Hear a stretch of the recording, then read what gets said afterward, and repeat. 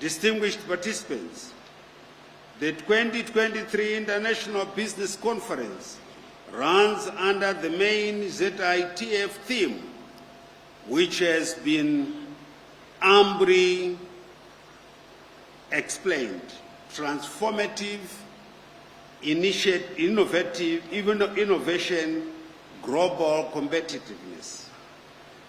I think this is self-explanatory. The conference provides a unique platform for all of us to audit our economic competitiveness within the global context and to chart a new course in our economic trajectory by adopting and applying innovation at every economic level.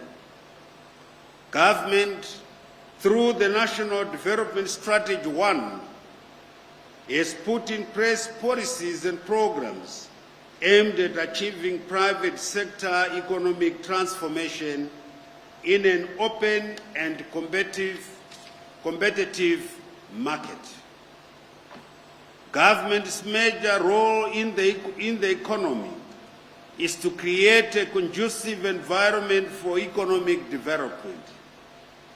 They prioritize the provision of good quality infrastructure is also meant to raise productivity levels in the economy and bring down cost of doing business. I therefore urge the private sector to take a leading and active role in growing the economy towards the attainment of Vision 2030. The world is changing at an unprecedented pace, and both business and countries must adopt and innovate in order to stay competitive. We must be at the forefront of innovation and driving change if we are to succeed in achieving our natural aspiration for an empowered and prosperous upper middle income economy by 2030. And this, we give it to you, captains of industry, that you are the drivers, as our policy is very clear, that the economy of Zimbabwe will be private sector driven. So let's see you doing your job and we do our job.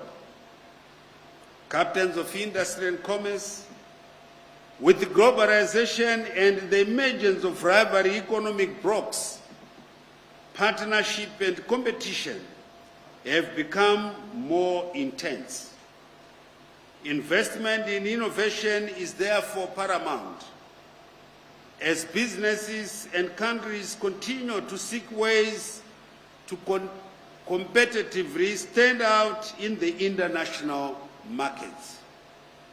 We must therefore focus our efforts on leveraging the latest technologies to meet the ever-changing demands of the global economy.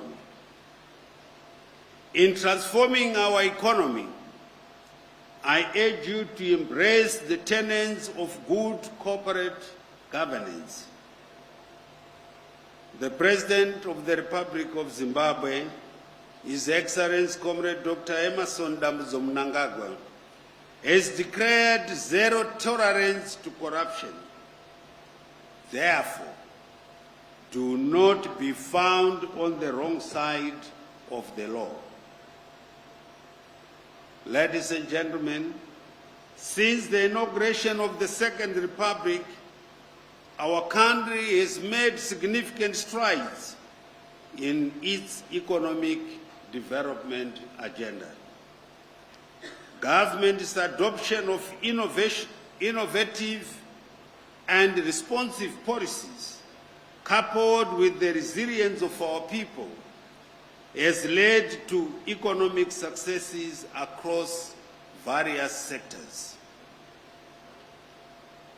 Wide-ranging economic reforms have restored confidence among entrepreneurs and have induced prospective and potential entrepreneurs to come forward and set up new businesses. Indeed, while the global economic outlook points to a slowdown in economic activity this year, the Zimbabwean economy is projected to grow by at least 3.8% in 2023 this year.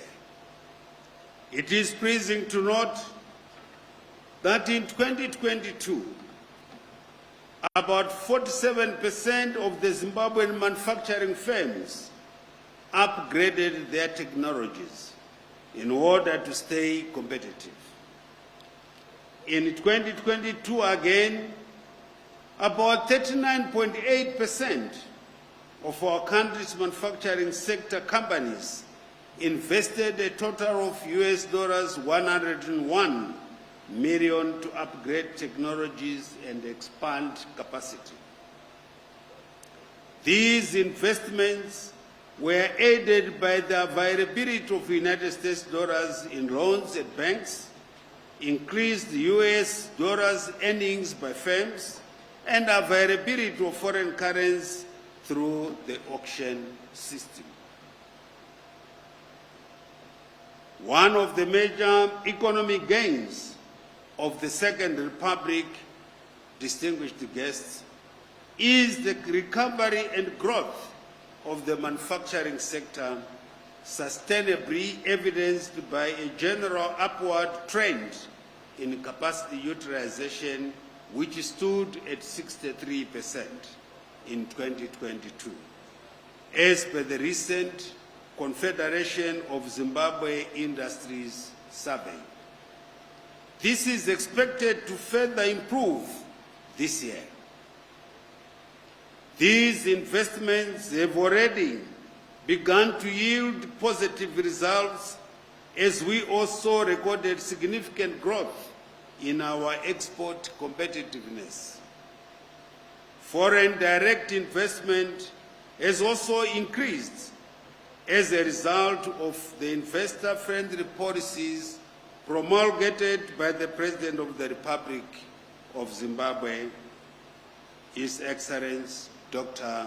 Emmerson Dambudzo Mnangagwa, resulting in the establishment of new industries and factories, thereby creating employment opportunities for Zimbabweans.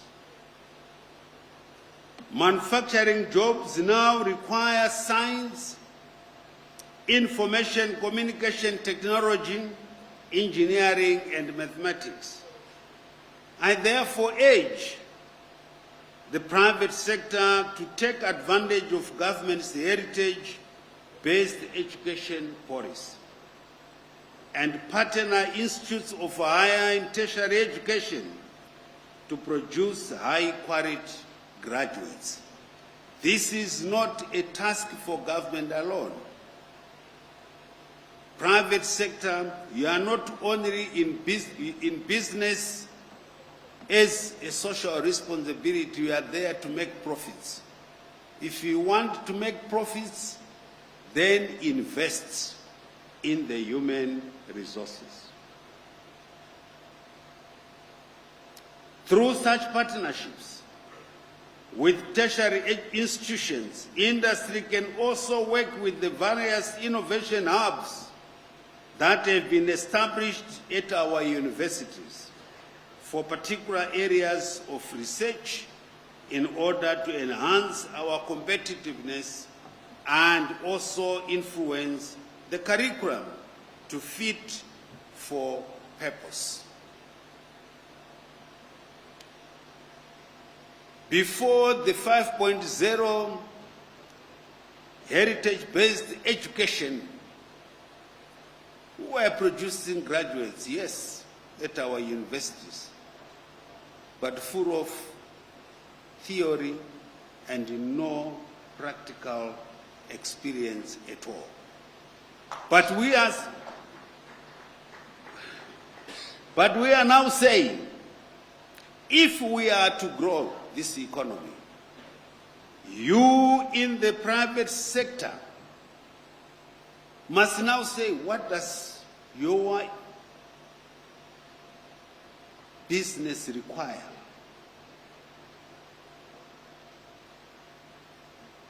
Who should run your business better? And invest in that area. That way, we will leapfrog and develop the human resource we all want to build this beautiful country. Ladies and gentlemen, government has implemented new policies and programs to support farmers, resulting in increased production of maize and wheat at record levels, surpassing the country's domestic demand. This has been achieved through interventions such as the climate-proof agriculture production, now commonly known as Pumvuza or Intwasa, which is supported by the Presidential Input Scheme. To this end, government has put in place measures and innovations of promoting import substitution by bringing in participation by private sector in the primary production of strategic agricultural commodities such as maize, wheat, and soybeans. This entails comparing all users, off-takers of agricultural commodities to produce at least 40% of their respective annual requirements by supporting the local farmer through such frameworks as joint ventures and contract farming. These interventions have resulted in food security and food self-sufficiency, positive spin-offs in employment creation, increased raw material supply to the industry, and import substitution, which has resulted in big savings in foreign currency. Gone are the days where we in the industry should say the farming community or the farming industry must produce, we stay akimbo and I will wait for my soybeans to crash. Chairman, we must put a bit of our profit in contract farming.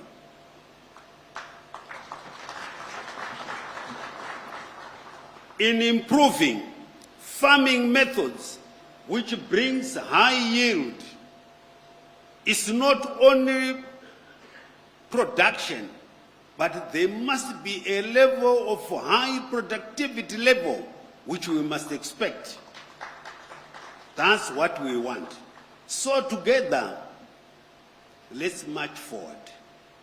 Together, let's stay the course. There is no point where we should leave one partner struggling. That's why I said before I went on to my speech, let's think outside the box. If we do that, Zimbabwe is the jewel of Africa and will be a jewel of this world. Let's all work together. Noteworthy economic triumph has also been registered in the mining sector, where increased investor confidence was achieved by creating a favorable operating environment. This has resulted in increased new investment in the areas of exploration, opening up of new mines, expansion of existing operations, as well as mineral beneficiation and value addition. In that regard, there has been major investments in exploration of oil and gas, iron ore and steel, lithium, gold and platinum mining. As a result, in 2022, the mining industry generated $5.4 billion in exports revenue, compared to US $2.7 billion realized in 2017, representing about 100% growth in terms of mineral export revenue. In addition, the approved lithium ore policy and statutory instrument came into place as a way of fostering the country's beneficiation capacity and maximizing earnings from the strategic mineral. I therefore urge both local and international investors to take advantage of the new policy trusts and exploit the opportunities it presents. Zimbabwe's lithium and steel projects are expected to contribute $5.5 billion, surpassing the country's US $12 billion target. It is this integrated cross-sector approach which will move us forward and make us more competitive. Distinguished participants, government has achieved high-impact, life-changing infrastructure projects which are critical in unlocking overall social and economic growth. These have brought about not only direct socio-economic benefits, but also created an environment in which other industries can thrive. Improved road networks and telecommunication services have enabled businesses to reach new markets in this regard. In terms of energy supply, the country's peak power demand is around 1,700 megawatts, whereas the total supply is about 1,300 megawatts, inclusive of 300 megawatts commissioning power from Unit 7 in Hwange. This has seen Zimbabwe electricity transmission distribution company load shedding on a daily basis to manage the difference. At this juncture, let me highlight that the country's electricity supply is largely dependent on hydroelectric power from the Kariba Dam, which has been affected by a combination of factors, including droughts, aging infrastructure at thermal power plants, and slow private sector investment in the new power generation projects. To address the electricity supply situation, the Zimbabwean government has implemented a number of interventions such as rehabilitation of existing power plants, investment in transmission and distribution infrastructure, increasing investment in renewable energy, encouraging energy efficiency and new energy projects.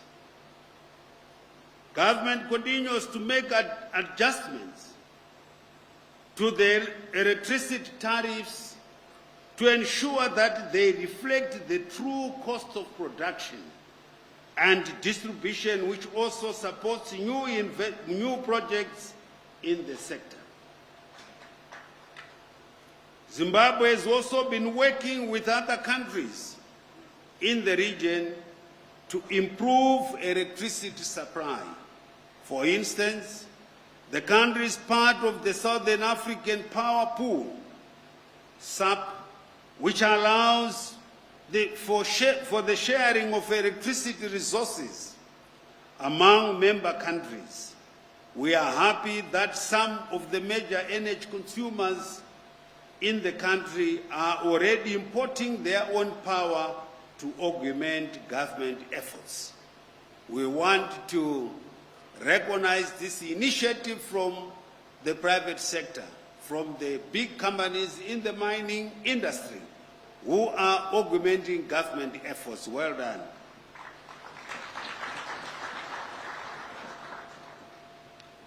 Captains of industry, bold measures are being implemented by government in fostering price and exchange rate stability in the economy and anchoring inflation expectations, as evidenced by a sustained decline in month-to-month inflation from 30.7% in June 2022 to less than 1% from January to March this year. These measures included a combination of tight monetary and fiscal policy, insistence on value for money for government procurement processes, and effective monitoring and surveillance by the Financial Intelligence Unit. The transitory exchange rate volatility in the parallel market witnessed in the economy from March this year is merely a reflection of the store of value demand for foreign currency. Given that the country continues to experience increased foreign exchange inflows, reaching 11.6 billion in 2022, up from historical averages of around 5 to 6 billion per year. We have doubled that inflow. So there is no point of rushing as though the world has come to an end. Atigare pass. Antitika. Reflecting this positive development, the country has also been recording current account surpluses since 2019, a critical condition for currency stability. As such, government is staying the course of the current monetary and fiscal policy measures, which have proved effective in restoring and sustaining price and exchange rate stability. In addition, the Reserve Bank is expanding the investment options for corporates and individuals with excess Zimbabwe dollars balances for value preservation purposes by complementing the current issuance of fiscal gold coins with gold-backed digital products. This initiative will allow gold coins to be widely traded and, in the process, expanding tradable assets in the economy for store of value purposes and reduce speculative demand for foreign currency.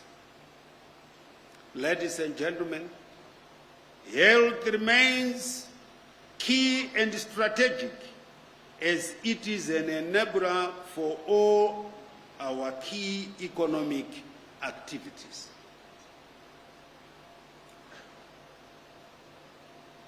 Health cannot be postponed. If we are on the drip, we cannot go for May Day or for opening of the International Trade Fair and say we shall see you when we come back from the trade fair. We will find you dead. We constantly hear the adage, health is wealth. but we never have an accurate idea of its value until we lose our health. We cannot even quantify the negative impact of the loss of health on family and business. Our approach as government is to preserve the health sector both as a social service and as a business case. The National Health Strategy 2021 to 2025 highlights key strategic focus areas that are being implemented to turn around the sector. Reduction in morbidity and mortality due to communicable and non-communicable diseases have paved way for sustained economic growth. Government is ensuring a healthy workforce across all our development sectors. For years, the government has been relying heavily on imported medical products, but our focus is now in advancing local manufacturing drive. Local manufacturing of medicines has been resuscitated.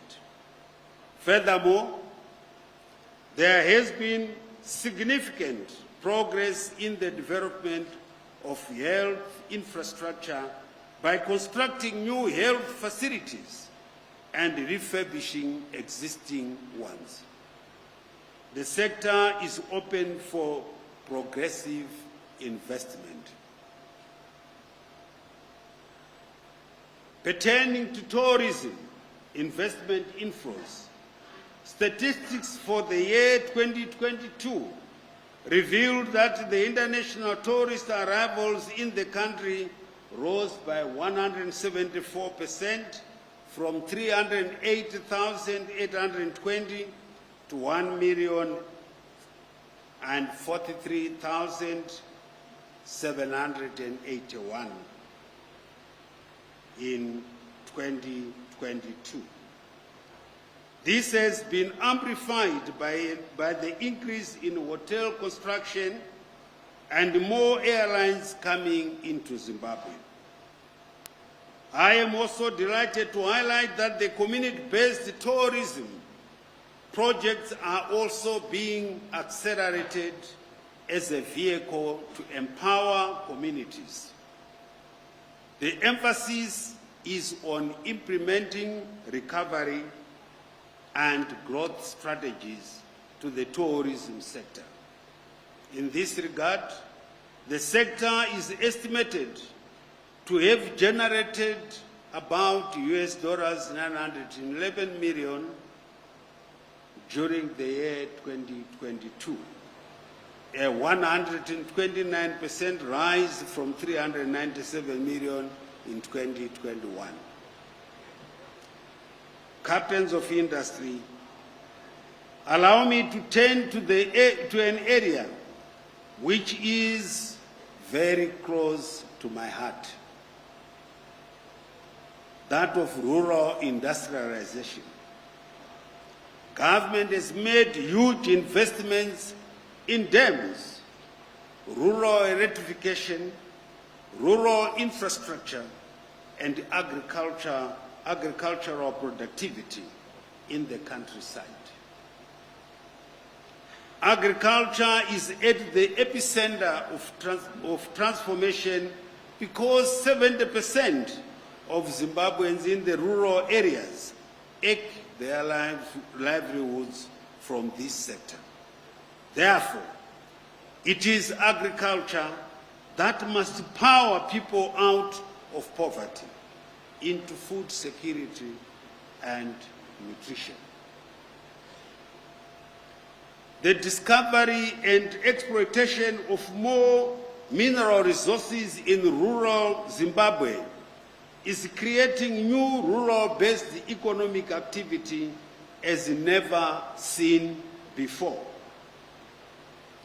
In addition to that, the innovation is in appropriate technologies for rural application, and what we have is a countryside ripe for transformative growth through industrialization. It is therefore vital that business weigh in with proposals on incentives and tax breaks we need to incorporate in rural industrialization policy, so that this trust becomes attractive. It is, after all, a necessary accomplishment to our well-landed policy on decentralization and devolution, itself the panacea to an even and inequitable development. Everywhere where you go into the countryside, there is a big dam which is under construction or which has been completed. Where you go in most of the rural areas, new mines have been opened.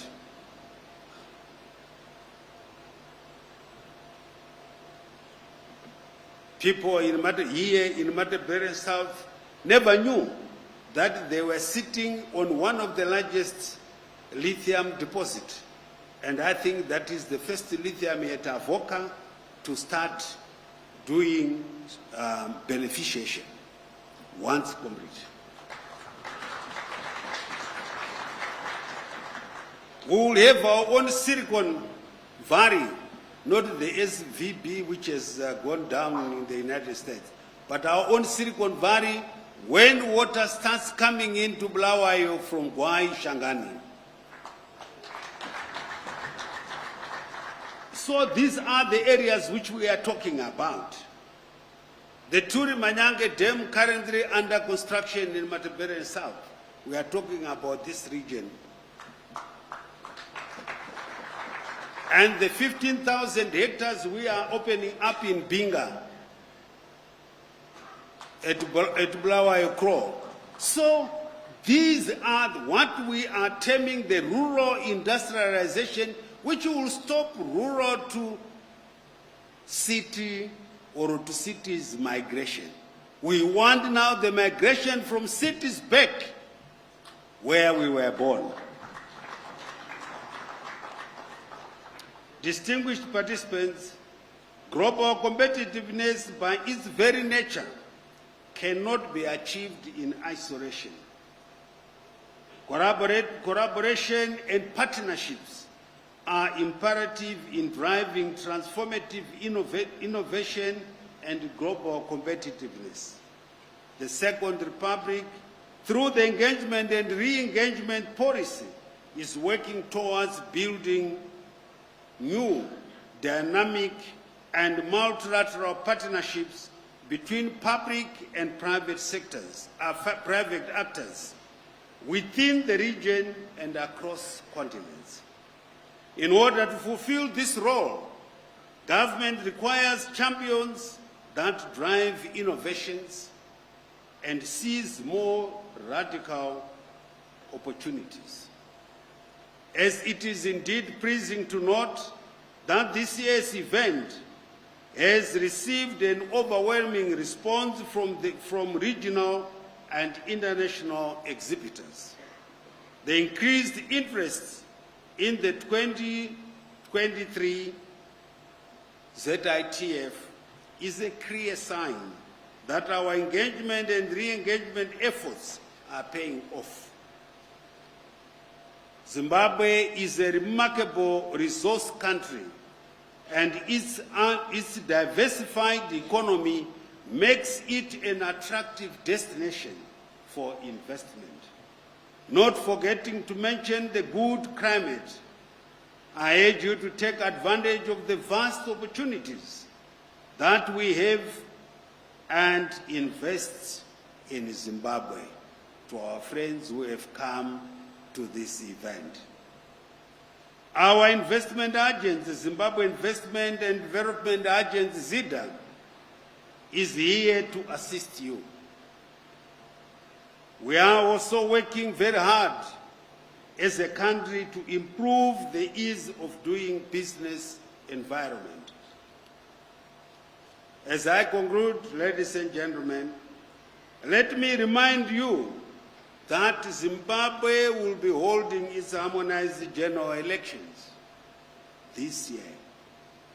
I urge all of you to promote the values of love, peace, tolerance, unity, and harmony. Let us all pray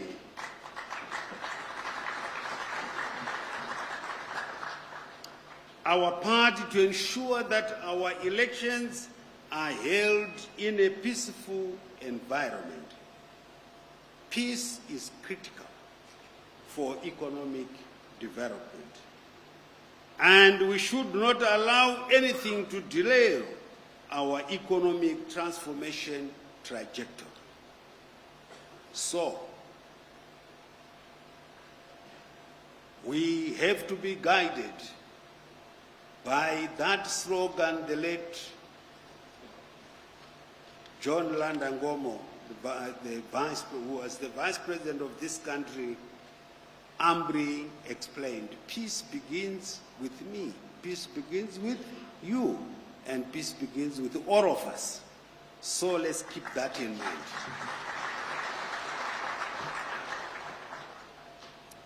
Allow me, therefore, to urge all of us to embrace innovation and advance the national competitiveness agenda proactively. Let us all continue exploring these themes and seeking out new opportunities for innovation and collaboration for posterity.